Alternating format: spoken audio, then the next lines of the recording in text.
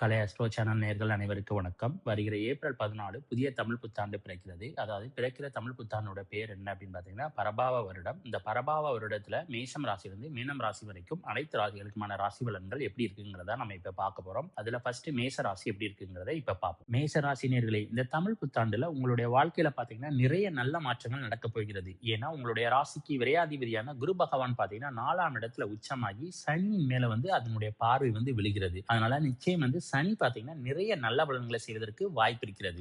ஏன்னா பொதுவாகவே சனி பகவான் பாத்தீங்கன்னா மேஷ ராசிக்கு நிறைய கெடுதல் பலன்களை செய்வதற்கு வாய்ப்பு இருக்கிறது. அதிலும் தற்போது 7.5 சனியில விரை சனியில இருக்கிறாரு.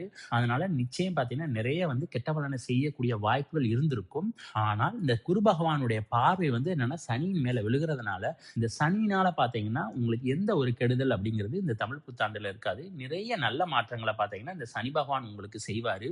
இந்த சனி பகவான் பாத்தீங்கன்னா நிறைய சுபத்துவ பலன்களை செய்வதற்கு வாய்ப்பு இருக்கிறது. ஏன்னா சனி பகவானுடைய பார்வை 2ல விழுகிறதுனால உங்களுடைய வீட்டுல உங்களுடைய பையனுக்கோ அல்லது உங்களுக்கோ திருமணத்திற்காக எதிர்பார்த்துக்கிட்டு இருக்கீங்க, இல்ல ஒரு சுபகாரியத்திற்காக எதிர்பார்த்துக்கிட்டு இருக்கீங்கன்னா உங்களுடைய வாழ்க்கையில சுபகாரிய நிகழ்ச்சிகள் அல்லது திருமண நிகழ்ச்சிகள் நடைபெறுவதற்கு வாய்ப்பு நிறைய இருக்கிறது. இதனால உங்களுடைய வாழ்க்கையில பாத்தீங்கன்னா மகிழ்ச்சி, சந்தோஷம் எல்லாமே பாத்தீங்கன்னா பெருக போகிறது. அந்த அளவுக்கு ஒரு நல்ல முன்னேற்றத்தை பாத்தீங்கன்னா இந்த சனி பகவான் நிச்சயம் செய்வார்.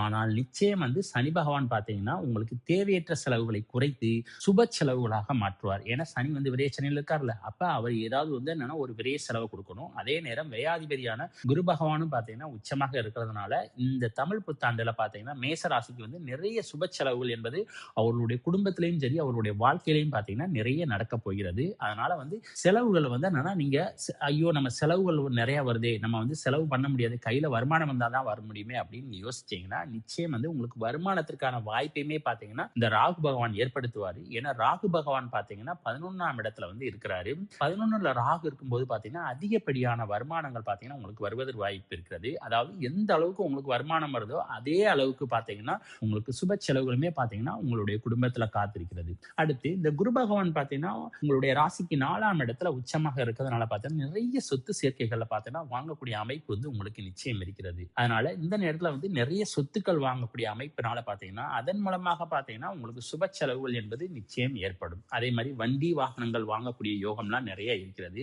குடும்பத்துல பாத்தீங்கன்னா ஏன்னா குரு பேச்சுக்கு முன்னால என்னன்னா கடந்த ஒரு வருடமாக என்னன்னா நிறைய செலவுகள் குடும்பத்துல ஏற்பட்டிருக்கும், நிறைய குழப்பங்கள் ஏற்பட்டிருக்கும். இனிமேல் எந்த ஒரு குழப்பமே பாத்தீங்கன்னா குடும்பத்துல இருக்காது. குடும்பத்துல மகிழ்ச்சி மட்டும்தான் இருக்க போகிறது இனி ஒரு வருட காலத்திற்கு.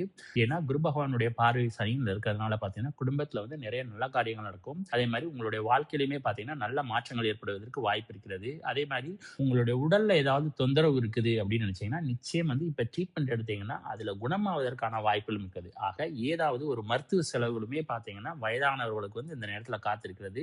உங்களுடைய உடல் ஆரோக்கியமும் பாத்தீங்கன்னா இந்த குரு பேச்சுக்கு பிறகு பாத்தீங்கன்னா ரொம்ப நன்றாக இருக்க போகிறது. அதனால நிச்சயம் ஏதாவது ஒரு விரை செலவுகள் என்பது மேச ராசினியர்களுக்கு காத்திருக்கிறது. அடுத்து இந்த குரு பகவான் பாத்தீங்கன்னா உங்களுடைய ராசிக்கு 9க்குரிய அதிபதி, அதாவது நிறைய அதிர்ஷ்டத்தை கொடுக்கக்கூடிய வாய்ப்பு இருக்கிறது. ஏன்னா உங்களுடைய ராசி அதிபதிக்கு பாத்தீங்கன்னா இந்த குரு பகவான் ஒரு நட்பு கிரகம், அவர் உச்சமாக இருக்கிறதுனால நிறைய உங்களுக்கு அதிர்ஷ்டங்கள் வரப்போகிறது. இந்த சமயத்துல லாட்டரி வாங்க, நிச்சயம் லாட்டரி மூலமாக பாத்தீங்கன்னா உங்களுக்கு பண வருமானங்கள் வருவதற்கு வாய்ப்பு இருக்கிறது. ஒரு வெளிநாடு அல்லது வெளிமாநிலத்தை நீங்க இன்வெஸ்ட்மெண்ட் பண்றீங்கன்னா அதன் மூலமாக பாத்தீங்கன்னா உங்களுக்கு வருமானங்கள் வருவதற்கு வாய்ப்பு இருக்கிறது.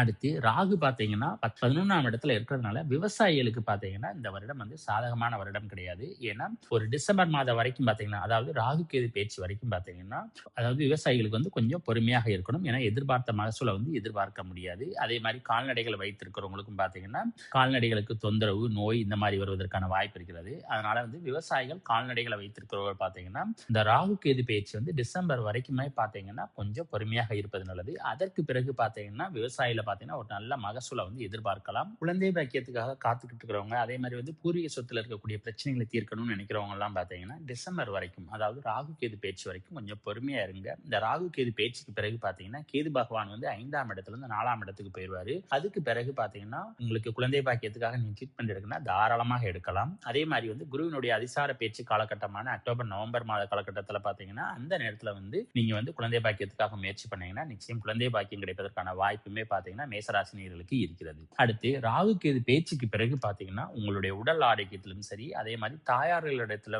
பழகும் போதும் சரி கொஞ்சம் கவனமாக இருக்க வேண்டும். ஏன்னா ராகு கேது பேச்சு பிறகு கேது பகவான் 4ஆம் இடத்துல வந்துருவாரு. அந்த நேரத்துல பாத்தீங்கன்னா உடல் ஆரோக்கிய தொந்தரவுகள் என்பது வருவதற்கு வாய்ப்பு இருக்கிறது. அதனால டிசம்பர் மாதம் மாதம் வரைக்கும் பார்த்தீங்கன்னா உங்களுடைய உடல் ஆரோக்கியம் என்பது ஓரளவுக்கு நல்லா இருக்கும். அந்த டிசம்பர்ல ராகு கேது பேச்சுக்கு பிறகு பார்த்தீங்கன்னா நிச்சயம் உங்களுடைய உடல் ஆரோக்கியத்துல வந்து ரொம்ப கவனமாக இருக்க வேண்டும். அதே மாதிரி தாயார்களிடத்திலையும் பார்த்தீங்கன்னா உங்களுக்கு மன வருத்தங்கள், மனக்குறைகள் ஏற்படுவதற்கான வாய்ப்புகளும் இருக்கிறது. அது மாதிரி நீங்க புதிய சொத்துக்கள் ஏதாவது வாங்குறீங்க அப்படின்னு சொன்னீங்கன்னா இந்த டிசம்பருக்குள்ள வாங்கிருங்க. ஏன்னா டிசம்பருக்கு அப்புறம் வாங்குனீங்கன்னா ஏதாவது ஒரு வில்லங்கத்துல வந்து மாட்டிக்கொள்வதற்கான வாய்ப்புகளுமே இருக்கிறது. அடுத்து இந்த ராகு கேது பேச்சுக்கு பிறகு பார்த்தீங்கன்னா ராகு பகவான் வந்து உங்களுடைய ராசிக்கு 10ஆம் இடத்துல வந்துருவாரு. அதிக நேரம் உழைக்க வேண்டிய சூழல் என்பது உங்களுக்கு ஏற்படும். அதே மாதிரி வந்து நீங்க அதிக நேரம் எந்த அளவுக்கு உழைக்கிறீங்களோ அதே அளவுக்கு பார்த்தீங்கன்னா உங்களுக்கு வருமானங்களுமே பார்த்தீங்கன்னா நிச்சயம் உங்களுக்கு கிடைக்கும். அதே மாதிரி வந்து தொழிலையுமே பார்த்தீங்கன்னா ஒரு நல்ல முன்னேற்றம் ஏற்படக்கூடிய காலகட்டம் அப்படின்னு சொல்லலாம். இந்த நேரத்துல வந்து வெளிநாடு அல்லது வெளிமாநிலத்துல நீங்க இன்வெஸ்ட்மெண்ட் பண்ணீங்கன்னா, இல்ல வெளிநாடு அல்லது வெளிமாநிலத்துல போய் நீங்க வேலை பார்க்குறீங்க அப்படின்னு சொன்னீங்கன்னா, நிச்சயம் உங்களுக்கு வருமானங்கள் வருவதற்கான வாய்ப்புகளும் இருக்கிறது. ஆக இந்த தமிழ் புத்தாண்டை பொறுத்தவரைக்கும் மேச ராசிக்காரர்களுக்கு பார்த்தீங்கன்னா, ஒரு சுப செலவுகளை செய்யக்கூடிய வருடம். அதே மாதிரி வந்து வாழ்க்கையில வந்து நிறைய இனிமையான மாற்றங்கள், திருமணம், குழந்தை பாக்கியம் இந்த மாதிரி நிறைய இனிமையான மாற்றங்கள் பார்த்தீங்கன்னா, அவருடைய வாழ்க்கையில நடக்கப் போகிறது. அதே மாதிரி உடல் ஆரோக்கியம் சம்பந்தமான ஒரு தீர்வுகள் பார்த்தீங்கன்னா, இந்த தமிழ் புத்தாண்டுல உங்களுக்கு கிடைக்கப் போகிறது.